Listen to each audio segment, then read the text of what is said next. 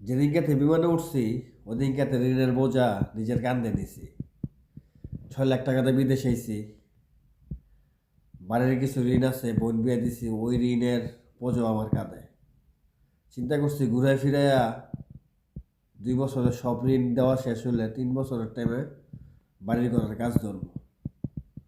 হঠাৎ এক রুমমেট জিজ্ঞেস করতেছে, ভাই কয় বছর হয়েছে আইছে? আমি কইছি ভাই 3 বছর শেষ, 4 বছরে পড়ছি। তো ঋণ দেওয়া শেষ হয়েছে নি? পরে কইতেছে, আমি কই ভাই মোটামুটি শেষ। ভাই আমি আপনারা দেখি প্রতি মাসে আপনি টেনশন করেন, কিসের টেনশন? পরে আমি কই ভাই দেখেন, রাত দিন 24 ঘন্টায় কাজ করি, কিসের জন্য? ফ্যামিলি ভালো থাকার জন্য, যদি একটু ভালো থাকে। দিন শেষে যদি শুনি ফ্যামিলি এই অবস্থা আছে, হে অবস্থায় আছে, বিপদ আছে, তখন আর ভাই কিছু ভাল লাগে না। পরে আমার ওই ভাইটা বলতেছে, ভাই শোনেন, আমি বিদেশ করি 20 বছর ধরে। 20 বছরে ভাই আমি ঋণ শোধ করতে পারি নাই, আর আপনি 4 বছরে কি ঋণ শোধ করবেন?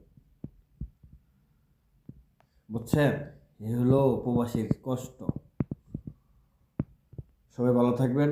আল্লাহ হাফেজ।